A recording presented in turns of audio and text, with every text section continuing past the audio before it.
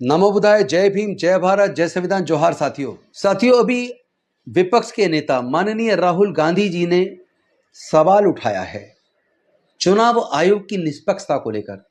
उन्होंने कहा है मशीन रीडेबल फॉर्मेट नहीं देंगे, सीसीटीवी फुटेज कानून बनकर छिपा दी, चुनाव की फोटो वीडियो अब 1 साल नहीं 45 दिन में ही मिटा देंगे, जिससे जवाब चाहिए था वही सबूत मिटा रहा है। साफ दिख रहा है मैच फिक्स है और फिक्स किया गया चुनाव लोकतंत्र के लिए जहर है। तो ये सवाल पूरे देश की जनता के सामने है। साथियों, आज सवाल यह है कि क्या भारत का चुनाव आयोग निष्पक्ष है? तो इसके ऊपर अनेकों सवाल उठ रहे हैं। पहले से ही पूरे भारत के अंदर इलेक्ट्रॉनिक वोटिंग मशीन पर सवाल उठे कि प्रोग्रामिंग करने वाला कौन होता है, सोर्स कोड किसके पास होता है, इसमें टाइमर क्यों लगा। ये सवाल तो पहले से ही उठ रहे हैं। और आपने देखा होगा पिछले दिनों हैकाथन करने की बात इलेक्शन कमीशन ने की थी, लेकिन वो हैकाथन था क्या? जिसमें मशीन को छूने की इजाजत नहीं, तो बाहर आप दूर से मशीन को कैसे हैक करेंगे? जो प्रोग्रामिंग करने वाला जिसके पास सोर्स कोड है वो क्या कर रहा है? और साथ ही साथ अब आप देख रहे हैं कि अभी एक नियम हमारे निर्वाचन आयोग ने लागू किया है कि 45 दिन के अंदर वोटिंग का पूरा डाटा, जो फोटो और वीडियोस को 45 दिन के बाद डिलीट कर दिया जाएगा। आखिर ऐसी कौन सी चीजें जिनको इलेक्शन कमीशन छुपाना चाहता है? और ग्राउंड क्या लिए कि यह व्यक्ति की निजता, दबाव और उसकी सुरक्षा का मामला है। तो मैं पूछना चाहता हूं, इसमें सुरक्षा का मामला कैसे है? इसमें दबाव या निजता की बात कहां से आ गई? कहीं ऐसा तो नहीं है कि ये जो शाम के टाइम एक वोटिंग का जो डाटा जारी होता है इलेक्शन कमीशन के द्वारा, और उसके बाद जो फाइनल डाटा था उसमें जो 5-5, 6-6, 7-7% तक इजाफा दिखता है, तो कहीं वो सही सच सामने ना आ जाए कि वो जो वोट शाम के टाइम इतनी वोट बढ़ी है वो कहां से आई, कौन लोग अंदर थे, वो वहां के वोटर भी थे या कहीं और से आए? कहीं ऐसा तो नहीं है एक राज्य में डाल के फिर दूसरी जगह वोट बन जाती है वहां डालते हैं? क्योंकि ये सवाल बना रहेगा और सबके सामने है कि पिछले 5 साल में, पिछले लोकसभा चुनाव से इस लोकसभा चुनाव तक लगभग 31-32 लाख नए वोटर बने, लेकिन फिर जो विधानसभा का चुनाव होना था केवल 5 महीने के अंदर लगभग 39 लाख वोटर कहां से आ गए? ये तो अप्रत्याशित है, कभी आज तक कहीं हुआ ही नहीं है। पुराना पूरा डाटा देख लीजिए और अब का डाटा देख लीजिए, ऐसा तो कहीं संभव ही नहीं है।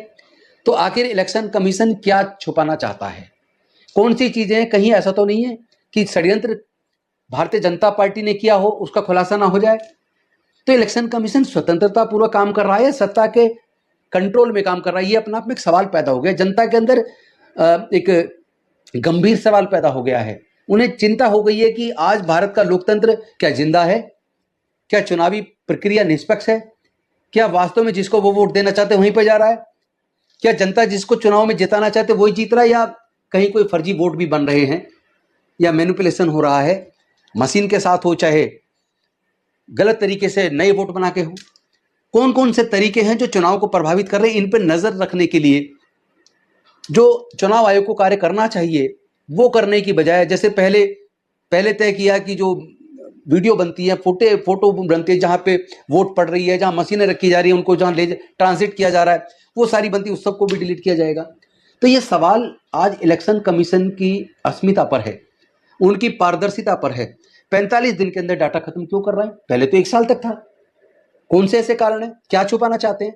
तो ये सवाल बेहद गंभीर है और मैं समझता हूं चुनाव आयोग को, भारत के चुनाव आयोग को गंभीर होना चाहिए और ऐसे किसी भी आदेश को वापस लेना चाहिए और ये आइडेंटिफाई करना चाहिए ऐसे कौन लोग हैं जो एक जगह वोट बनते हैं, फिर दूसरी जगह जाके बनते हैं, फिर तीसरी जगह जाके बनते हैं।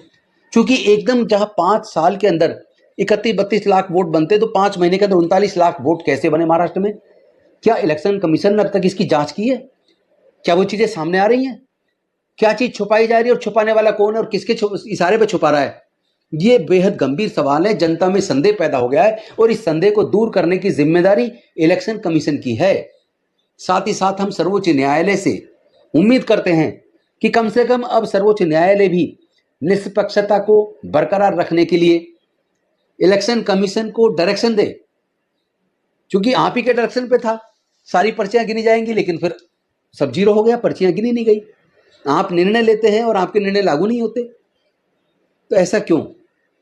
चुनाव बेहद गंभीर स्थिति में है, चुनाव आयोग की प्रतिष्ठा दांव पे लगी है, निष्पक्षता नजर नहीं आ रही है, वोटर को यह भरोसा ही नहीं हो रहा कि जिसको वोट देना चाहता है उसका वोट उसी को जा रहा है।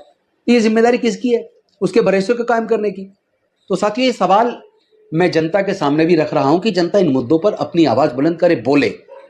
चुनाव आयोग पर यह दबाव निश्चित तौर पर बनना चाहिए कि चुनाव निष्पक्ष हो, कोई भी गलत वोट ना बने, किसी का गलत वोट ना कटे, और जिसको जनता वोट देना चाहती है उसका वोट उसको जाए।